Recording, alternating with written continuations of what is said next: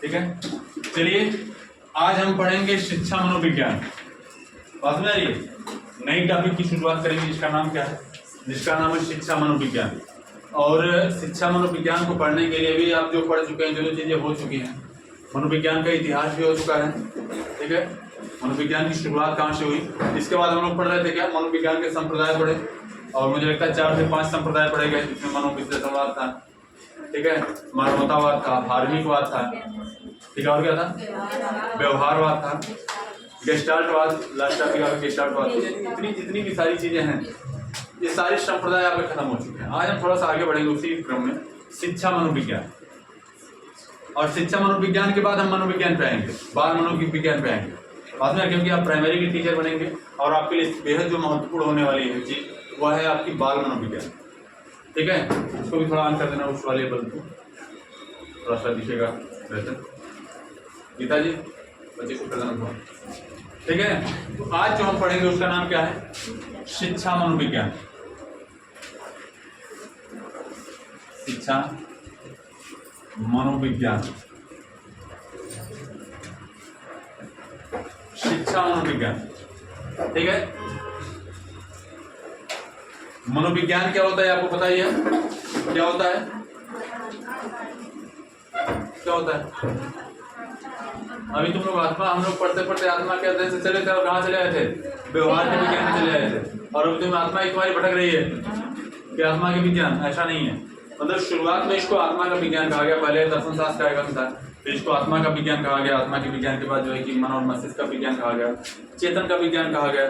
ठीक है, इसके बाद इसका विज्ञान कहा गया, व्यवहार का विज्ञान। बात में नहीं है। और चेतना के विज्ञान को इसलिए भी नकार दिया गया कि जो चेतना होती है वो कितने परसेंट दिखती है, 10% हिस्सा है। तो जब 10% हिस्से को हम केवल अध्ययन करेंगे, 90% का नहीं करेंगे, तो कोई मतलब है उसका, तो इसको भी नकार दिया गया। और आगे क्या है आपका, व्यवहार का विज्ञान है। और व्यवहार का विज्ञान लाने वाला कौन था, जेबी वाटसन, जॉन बोट्स वाटसन लाने वाले। ठीक है, और यानी कि विज्ञान के बारे में आपको पता है। शिक्षा क्या होता है, क्या बताएगा, वाह शिक्षार्थियों, शिक्षा के बारे में नहीं पता, बोलो बाबू। शिक्षा हमारी शिक्षा धातु से मिलकर बनी है, जिसका अर्थ होता है सीखना। शिक्षा का परिभाषा अगर देखा जाए तो जो हमारे अंदर जो शक्ति है उसी का बाहर निकालना है शिक्षा। बैठिए, और कोई देवियों, कोई जवाब है, नहीं है, चलिए ध्यान दीजिए। शिक्षा मनोविज्ञान की बात किया जाए तो 2 शब्दों से मिलकर बना हुआ है। 2 शब्द सामने स्पष्ट रूप से दिख रहे हैं। ठीक है, पहला शब्द क्या है,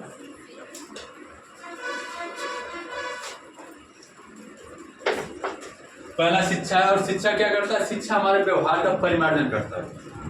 ठीक है, परिमार्जन का मतलब ये होता है कि उन्नतशील बनाना। समझिएगा, इसका किस शब्द से बना हुआ है, हिंदी में इसका किस शब्द से बना हुआ है, इंग्लिश में किस शब्द से बना हुआ है, उस पर होगा। फिलहाल जो चीजें मैं आपको बता रहा हूँ उसको ध्यान सुनिए। यह जो है शिक्षा का अर्थ क्या होता है कि शिक्षा का मतलब होता है व्यवहार का परिमार्जन करना। क्या करना, व्यवहार का परिमार्जन, व्यवहार का परिमार्जन। ठीक है, और मनोविज्ञान में हम क्या करते हैं, व्यवहार का अध्ययन करते हैं। क्योंकि हमने बताया था, क्योंकि आत्मा के विज्ञान से शुरू हुई थी कहानी, और कहाँ के जाके खत्म हुई थी, व्यवहार के विज्ञान पे खत्म हुई थी। यानी कि आज के समय में हमने बताया था तब से लेकर के आज तक मनोविज्ञान को किसका विज्ञान कहा जाता है, व्यवहार का विज्ञान कहा जाता है। क्योंकि जब व्यवहार का विज्ञान कहा जाता है तो मनोविज्ञान के माध्यम से हम अध्ययन किसका करेंगे, हम व्यवहार का अध्ययन करेंगे। तो यह क्या करता है, मनोविज्ञान क्या करता है, व्यवहार का अध्ययन, व्यवहार का परिमार्जन, व्यवहार का अध्ययन। समझ में आ रही है। इसको अगर देखा है 2 शब्दों से मिलकर बना हुआ है। शिक्षा से क्या होता है, शिक्षा से हमारे व्यवहार में परिवर्तन आता है। व्यवहार में परिमार्जन का मतलब उन्नतशील होती है।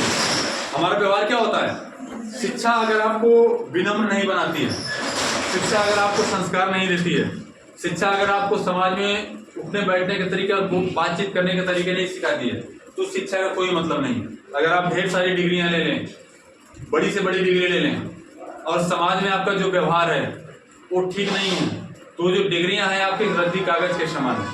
शिक्षा में क्या कर, शिक्षा में विनम्र बनाती है। समझ में आ रही है? शिक्षा हमें क्या करती है? विनम्र बनाती है, मतलब कि हमारी जो शक्ति है, जो व्यवहार है, उसको क्या करती है? उसको उन्नतशील बनाती है। क्या करती है?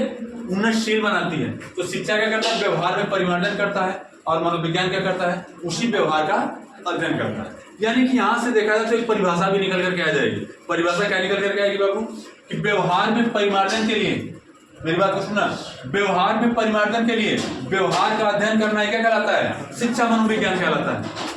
यहां से एक परिभाषा भी आप बना सकते हैं इस चीज को तोड़ करके, कि व्यवहार में परिमार्जन करने के लिए, और परिमार्जन का मतलब क्या? उन्नतशील बनाने के लिए, व्यवहार को आगे बढ़ाने के लिए, बेहतर बनाने के लिए जब हम व्यवहार का ही अध्ययन करने लगते हैं तो उस प्रकार की शिक्षा क्या कहलाती है?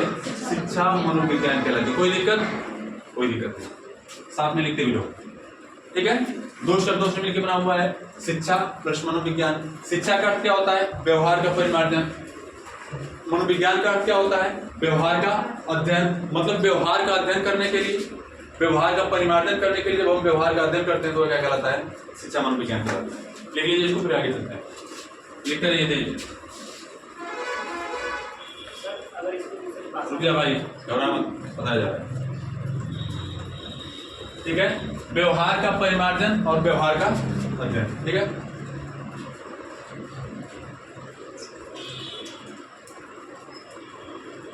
जहां परिमार्जन का अर्थ क्या होता है?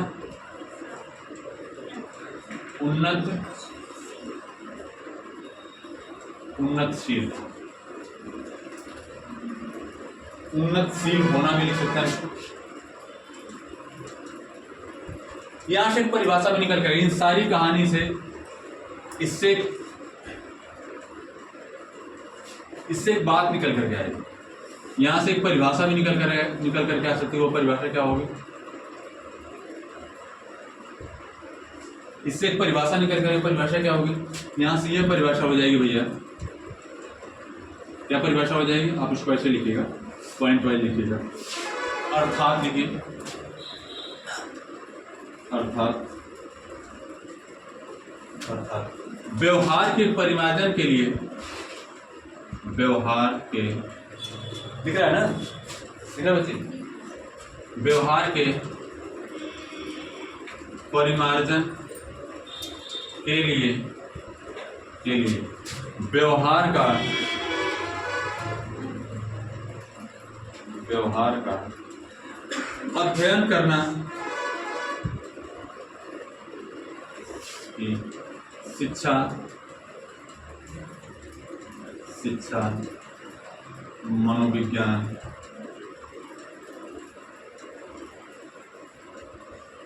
कहलाता है। शिक्षा मनोविज्ञान कहलाता है।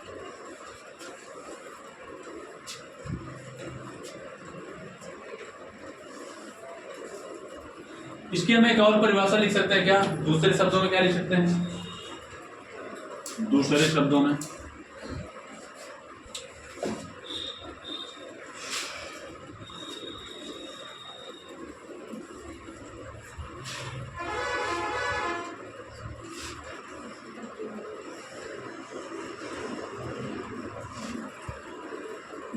दूसरी परिभाषा क्या कर सकते हैं? ध्यान दीजिए, यहां से एक बात और समझ में आएगी कि जब मनोविज्ञान का उपयोग, ध्यान दीजिएगा, जब मनोविज्ञान का उपयोग, मनोविज्ञान में क्या सिद्धांत होते हैं, नियम होते हैं, यही ना? जब मनोविज्ञान के सिद्धांतों और नियमों का प्रयोग शिक्षा को उन्नतशील बनाने के लिए, शिक्षा को प्रगतिशील बनाने के लिए, शिक्षा को बेहतर बनाने के लिए जब मनोविज्ञान के सिद्धांतों का प्रयोग किया जाने लगता है तो कौन शिक्षा कहलाती है? वह शिक्षा मनोविज्ञान कहलाता है। यानी कि मनोविज्ञान में जो सिद्धांत हैं, जो नियम हैं, उसका प्रयोग हम कहाँ करने लगे? हम शिक्षा के क्षेत्र में करने लगे। किस कार्य के लिए करने लगे? शिक्षा को बेहतर बनाने के लिए, शिक्षा को आसान बनाने के लिए, शिक्षा को इंटरेस्टेड बनाने के लिए जब हम मनोविज्ञान के सिद्धांतों का प्रयोग वहां पे करने लगते हैं तो क्या बन जाता है? वह शिक्षा मनोविज्ञान बन जाता है। कोई दिक्कत? तो इसको भी लिख लीजिए कि जब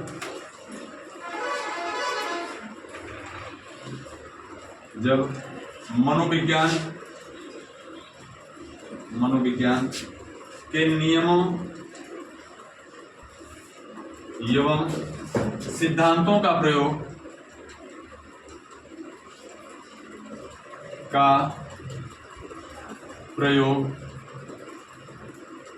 का प्रयोग शिक्षा को बेहतर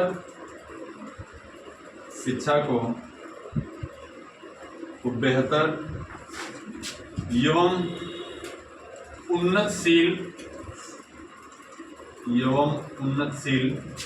बनाने के लिए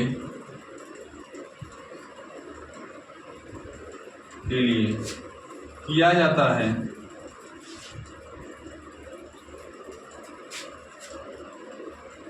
तो उसे क्या कहते हैं? शिक्षा मनोविज्ञान कहते हैं। तो उसे शिक्षा मनोविज्ञान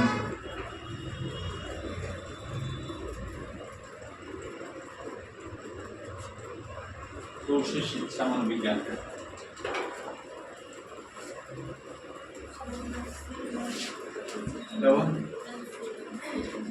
उन्नतशील, हाँ ये गलत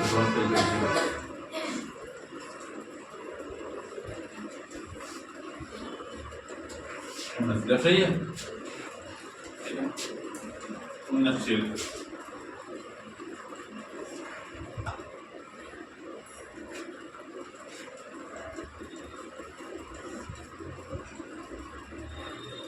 हो गया मिटा जाए ऊपर।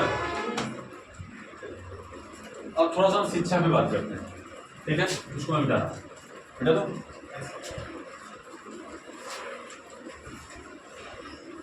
हाँ बोलो, क्या पूछना चाहते थे? नहीं पूछना है?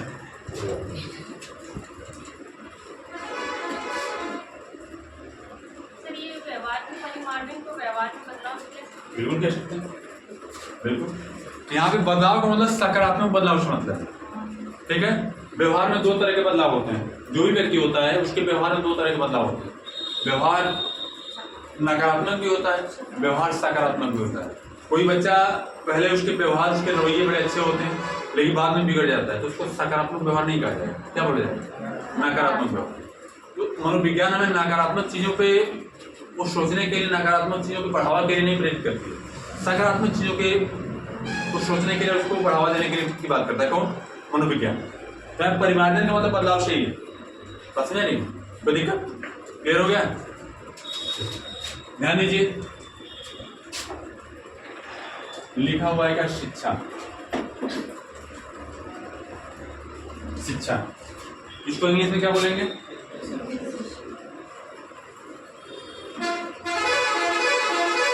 सही है, वाह। एजुकेशन यानी शिक्षा, ठीक है? इंग्लिश, इसको हिंदी में कहते हैं शिक्षा, हिंदी में क्या कहते हैं? एजुकेशन, ठीक है? मतलब वही समझ जाओ, बात वही है, ठीक है? शिक्षा जो है, शिक्षा की बात की जाए, यह शिक्ष धातु से बना हुआ है। किससे? यह शिक्ष धातु से बना हुआ है।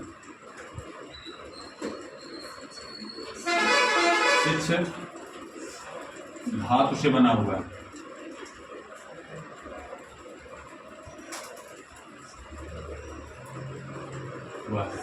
जिसका अर्थ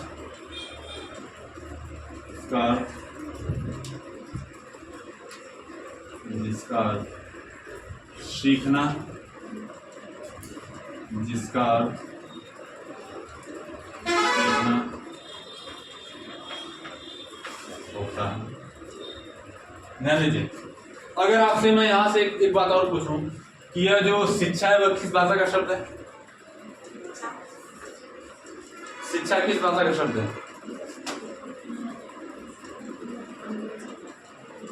अंग्रेजी भाषा। अरे ऑप्शन को मारो, गोली नहीं ऑप्शन है, डायरेक्ट बोलो।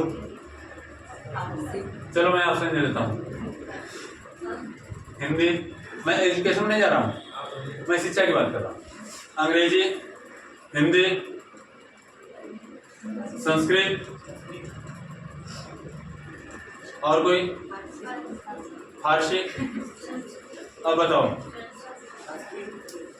ठीक है? संस्कृत या हिंदी भी आप कह सकते हैं। अगर देखा जाए तो शिक्षा जो शब्द है यह हिंदी भाषा का शब्द है, लेकिन निकला कहाँ से है?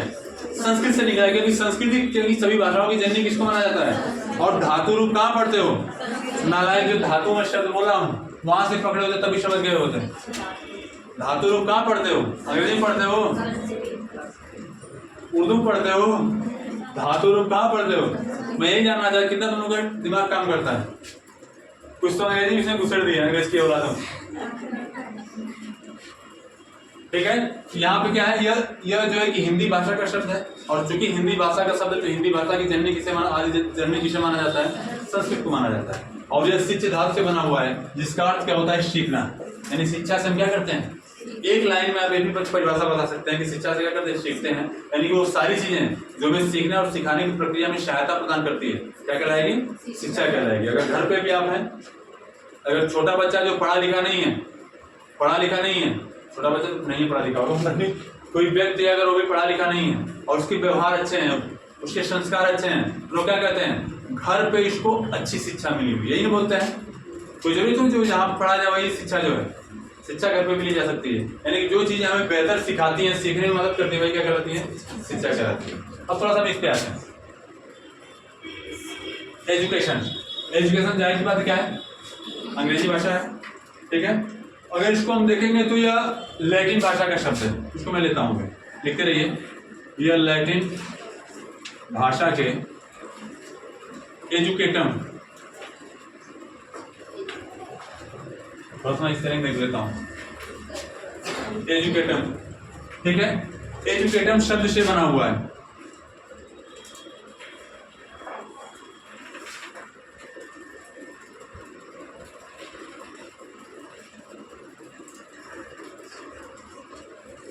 और इस एजुकेटम को भी तोड़ा गया है, ठीक है। इस एजुकेटम को भी दो रूप में तोड़ा गया है, ई प्लस डूको,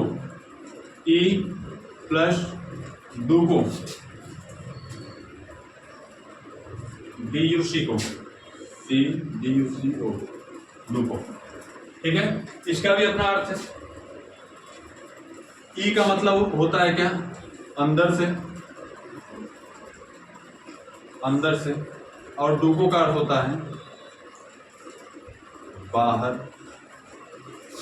अंदर से आगे बढ़ना, बाहर नहीं आगे बढ़ना।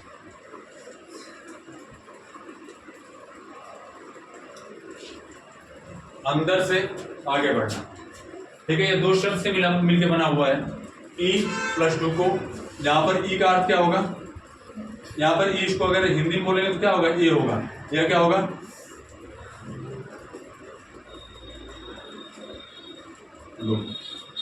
यहां से भी एक परिभाषा निकल करके आ जाएगी। परिभाषा क्या निकल करके आएगी, यहां से परिभाषा ये निकल करके आएगी, अंदर से जब हम आगे बढ़ने के लिए प्रेरित होते हैं।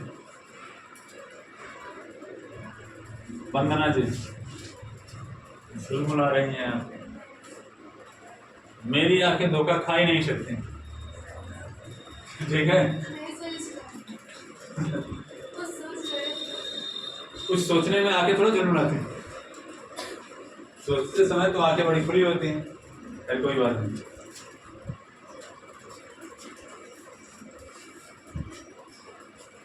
इनको पानी भिजवाइए, इस बॉटल का पानी पिएंगे तो पढ़ने में नहीं आएगी, क्योंकि उस बॉटल में हमने कुछ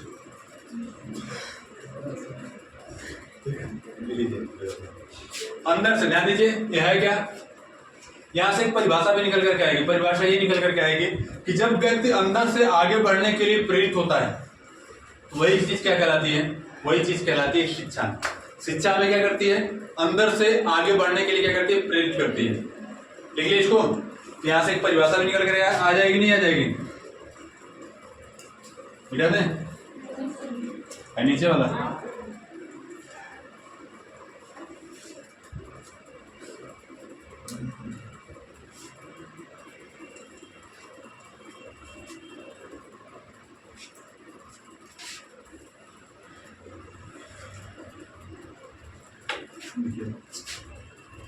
यहां से एक और परिभाषा बन जाएगी, अर्थात जब व्यक्ति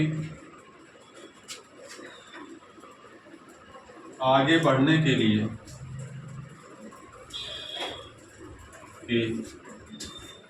लिए अंदर से प्रेरित होता है,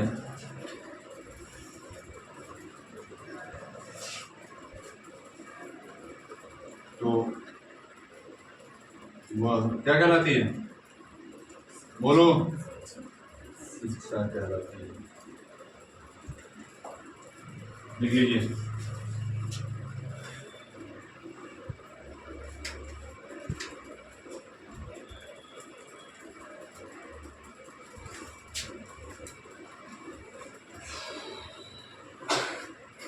एक और नोट लिख लीजिए, लिखिए, मैं उसको लिखूंगा नहीं, बोल दे रहा हूँ, लिख ही दे रहा हूँ, इसको लिख लीजिए और नोट को यहाँ लिखिए।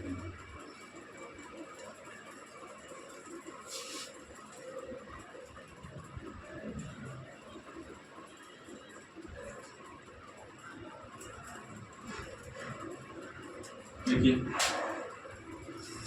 किसी किसी किताब में आप देखेंगे एडुशियर और एडुकेयर शब्द भी दिया होता है, इसका मतलब यही होता है, इसको मैं समझा दे रहा हूँ। देखिए, लैटिन भाषा के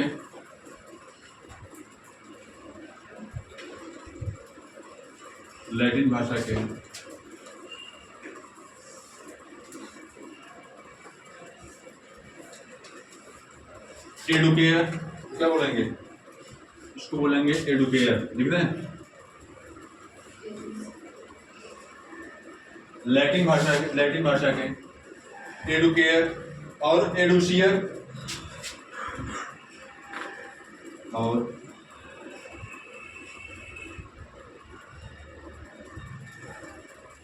एडुशियर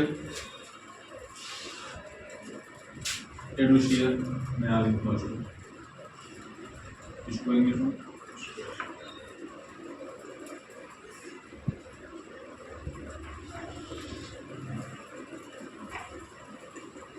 शब्द, एडुशियर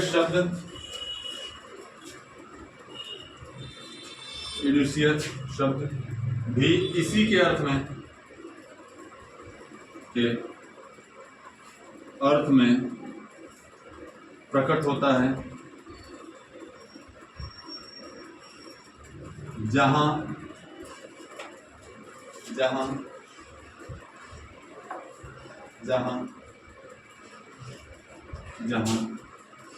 इसका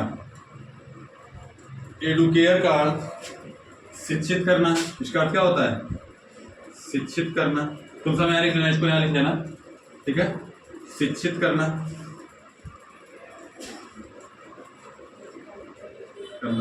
एवं एडुशियर का अर्थ क्या होता है? इसको यहाँ लिख देते हैं, इसको कहाँ किया जाए? लिख ही दिया जाए, करना एवं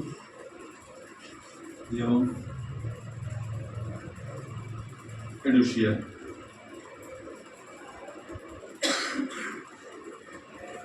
ब्रैकेट लिखा जाए, एडुशियर का अर्थ विकसित करना या बाहर निकलना होता है। विकसित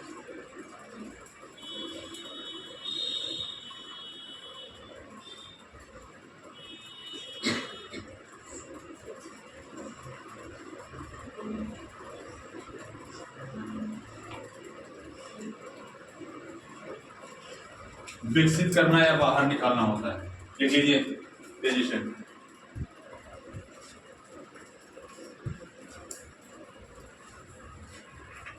अगर आप शिक्षा मनोविज्ञान पढ़ रहे हैं तो एक मनोवैज्ञानिक का नाम आपको बिल्कुल भी नहीं भूलना चाहिए। उस मनोवैज्ञानिक का नाम कोई बता सकता है? आप सेमेस्टर में ही पढ़े होंगे, कोई बताए? शिक्षा की बात होगी, शिक्षा मनोविज्ञान की बात होगी तो एक मनोवैज्ञानिक बेहद महत्वपूर्ण है, जॉन डीवी। शाबाश, जॉन डीवी जो है कि यह शिक्षा मनोविज्ञान में बड़ा विशेष इन्होंने फोकस किया और उसके साथ साथ इन्होंने एक सिद्धांत दिया जो त्रिविमीय सिद्धांत है, वो जॉन डीवी साहब ने ही दिया, ठीक है? तो शिक्षा के क्षेत्र में इनका क्या महत्व है उसके बारे में हम लोग पढ़ेंगे। तो हेडिंग बना लीजिए, जॉन डीवी के अनुसार शिक्षा, मिटा दे इसको। जॉन डीवी के अनुसार शिक्षा, हेडिंग बनाइए, जॉन डीवी के अनुसार शिक्षा।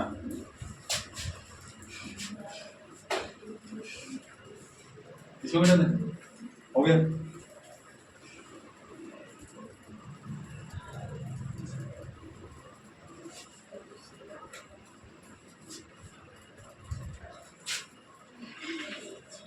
जॉन, ठीक,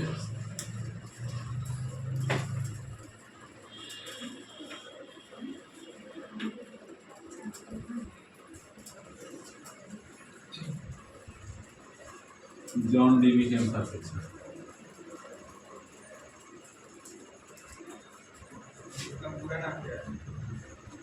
पूरा नाम देखना पड़ेगा, याद नहीं आ रहा है उनका नाम पूरा, भाई बता देंगे इसको, ठीक है। क्योंकि मनोवैज्ञानिक एक्स्ट्रा नाम आधे अधूरे ही मिलते हैं, पूरा नाम उसको कल देख लिया जाएगा, कोई बात नहीं, हर चीज हमेशा याद नहीं रहती, ठीक है। ध्यान दीजिए, जॉन डीवी के अनुसार शिक्षा, इन्होंने शिक्षा को त्रिविमीय प्रणाली माना। कैसा? 3 विमीय प्रणाली माना। और उन्होंने कहा कि शिक्षा में 3 बिंदु क्या होते हैं, महत्वपूर्ण होते हैं। और उन्होंने बड़ी महत्वपूर्ण बात कही, जो शिक्षक होता है वो ईश्वर का क्या, ईश्वर का प्रतिनिधि होता है शिक्षा के क्षेत्र में। ईश्वर का प्रतिनिधि माना किसे? शिक्षक को।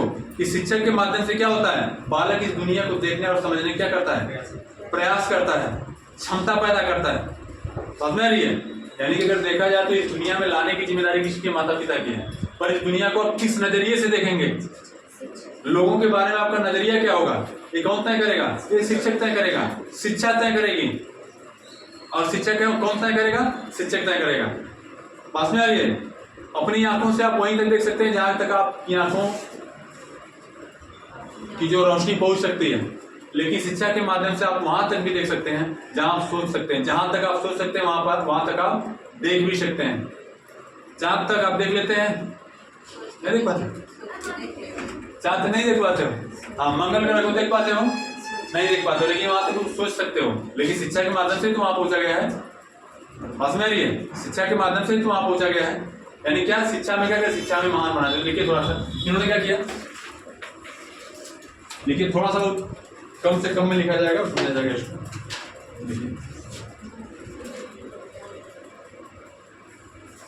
इन्होंने, मतलब किन्होंने, इन्होंने शिक्षा को त्रिविमीय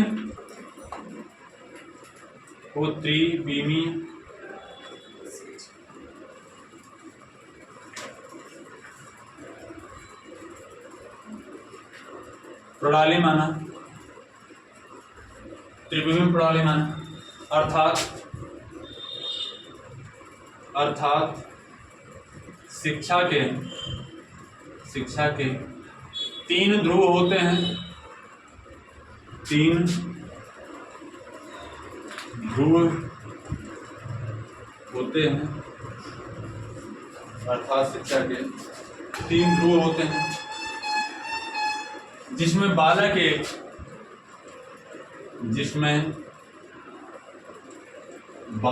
एक सक्रिय विद्यार्थी होता है। सक्रियता पर जोर दिया इन्होंने, सक्रिय विद्यार्थी होता है,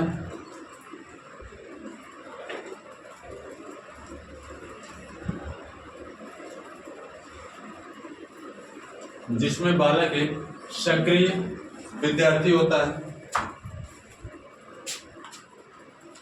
ठीक है, देखिए इन्होंने त्रिध्रुवी प्रणाली माना है, लेकिन एडम स्मिथ कितनी प्रणाली मानते हैं? 2 ध्रुवी प्रणाली मानते हैं। उन्होंने कहा कि शिक्षक केवल 2 ही ध्रुव होते हैं, एक शिक्षक एक छात्र। लेकिन उन्होंने कहा कि 2 लोगों से काम नहीं चलने वाला है। एक और बिंदु है, तीसरा कौन है? पाठ्यक्रम, पाठ्यपुस्तक। और आगे चल कर जब शिक्षा प्रगतिशील हुई तो उसमें एक और शब्द जोड़ दिया गया, बालक, मतलब कि पाठ्यपुस्तक, पाठ्यक्रम और समाज को भी उसमें क्या किया, कर दिया गया, बराबर कर दिया गया। किसके? पाठ्यक्रम के। ठीक है, तो इन्होंने शिक्षा को त्रिध्रुवी प्रणाली की बात किया। और त्रिध्रुवी प्रणाली हम बना लेते त्रिभुज जैसा। ठीक है, पहला क्या होता है, इधर आपका क्या हो जाएगा, इधर आपका हो जाएगा शिक्षक, इधर क्या हो जाएगा आपका बालक, इधर क्या हो जाएगा पाठ्य पुस्तक, इधर क्या हो जाएगा पाठ्य पुस्तक या पाठ्यक्रम भी कह सकते हैं। आप लिख करके एक और होता है क्या, समाज को भी इसी श्रेणी में रख दिया जाता है। समाज, किसी किसी किताब में आपको पाठ्यक्रम न देकर के, पाठ्य पुस्तक न देकर के समाज लिखा हुआ है या फिर वातावरण लिखा हुआ मिलेगा। वातावरण समाज में तो सारी चीजें हो गई, वातावरण भी शुरू कर सकते हैं या वातावरण।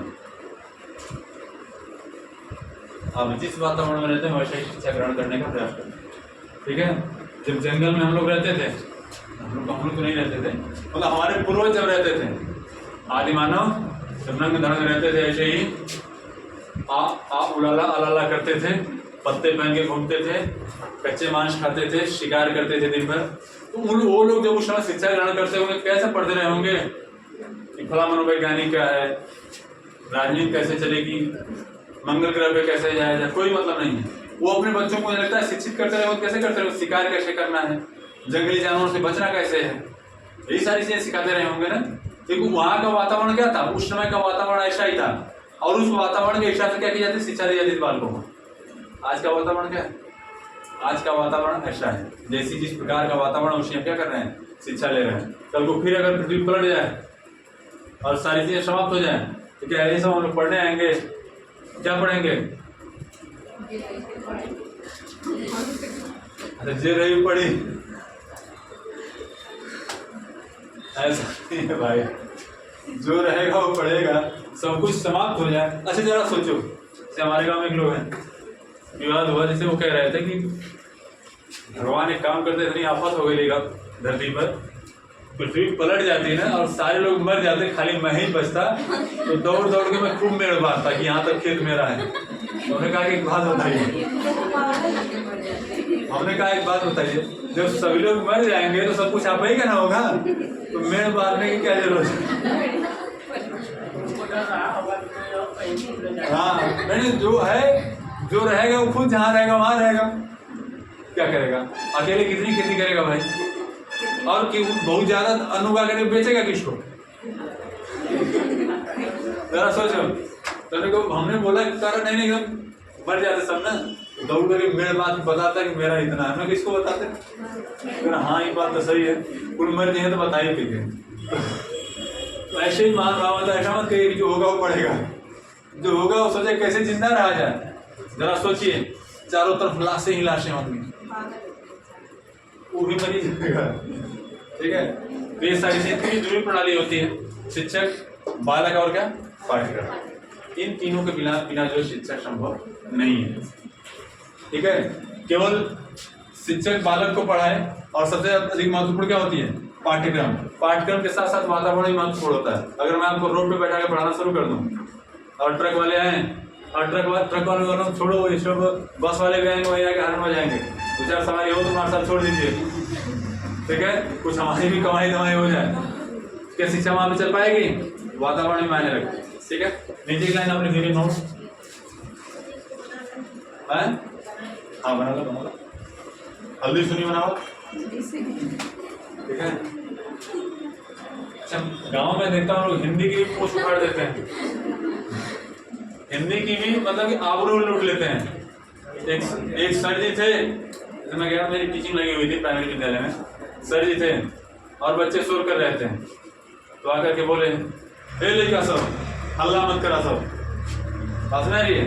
और 26 जनवरी के दिन हम लोग जब गए तो मंच लगा हुआ था, मंच से कुछ बच्चे नीचे कागज फाड़ के फेंक दिए थे, तो सर जी बोले यहाँ से उतर के जाना, भुइयां उतर करके सारा कागज बटोर लेना, बीन लेना, बटोर नहीं लेना, सारा कागज बीन लेना। तो हिंदी की भी ऐसी की तैसी कर देते हैं लोग, ऐसा मत बोलिए भाई, लिख लीजिए इसको, बना लीजिए।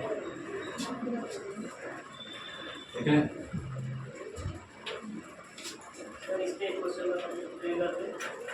शिक्षा का वातावरण और वातावरण का शिक्षा क्या महत्व, दोनों का महत्व है अपना, दोनों का अपना महत्व है। शिक्षा का वातावरण पर भी प्रभाव पड़ता है, वातावरण का भी शिक्षा पर प्रभाव पड़ता है। दोनों पहलुओं को हम अलग नहीं कर सकते हैं। बात नहीं आ रही है? दोनों पहलुओं को हम अलग नहीं कर सकते, दोनों का अपना महत्व है, ये दोनों एक दूसरे को प्रभावित करते हैं। ठीक है, बना लीजिए इसको, नोट लिखिए, नोट नंबर 2। जॉन एडम्स ने, ठीक है, जॉन एडम्स ने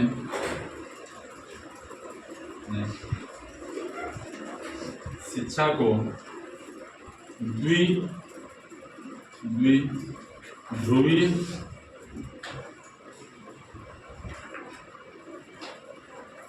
प्रणाली माना, द्विध्रुव प्रणाली माना, यानी कि उन्होंने कहा कि शिक्षा कितने ध्रुव हैं, 2 ध्रुव हैं।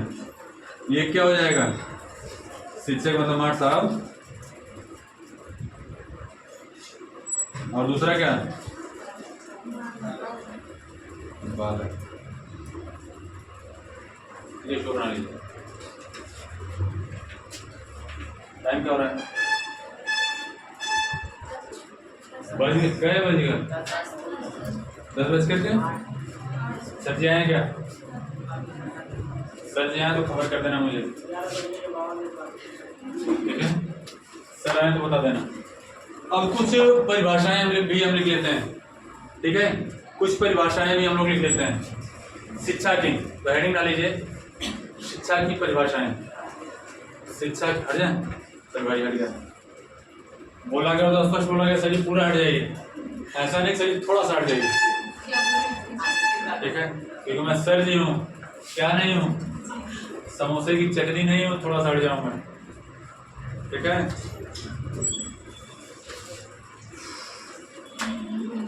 ठीक है,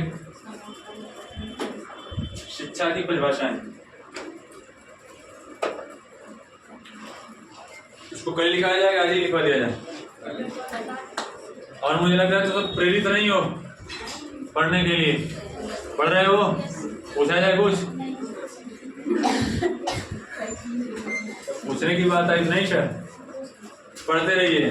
फिर मैं कह रहा हूँ कंपटीशन बहुत है, बहुत कंपटीशन है, और तुम्हें लगता है कि तुम बड़ी आसानी से कर जाओगे, ठीक है, और तुम्हें लगता है कि तुम इस कंपटीशन को आसानी से क्रैक कर जाओगे, तो आसान नहीं है। मुझे एक शेर याद आ रहा है, और मेरे अंदर वो शेर कूद रहा है, उछाल मार रहा है, खुला के मार रहा है, ठीक है, तो शेर सुनिएगा, और बड़ी इंटरेस्टेड से अभी सुबह मैंने उसको सुना। अब किस राइटर में लिखा हुआ है, क्या है, मुझे तो पता नहीं है। ट्रक वाले को बोलते भाई हार्ट कम बजाए थोड़ा, यहाँ शेर शुरू होने जा रहा है, ठीक है। माझी तेरी कश्ती के खरीदार बहुत हैं, माझी तेरी कश्ती के खरीदार बहुत हैं, कुछ इस पार तो कुछ उस पार बहुत हैं, और जिस शहर में तुम खोल रहे हो शीशे की दुकान, उस शहर में पत्थर के खरीदार बहुत हैं, उस शहर में ताली बजाओ रे, ठीक है भाई, प्रोत्साहन दिया करो। चलिए कोई बात नहीं, बंद कर दीजिए इसको, बंद कर दो बस इसको।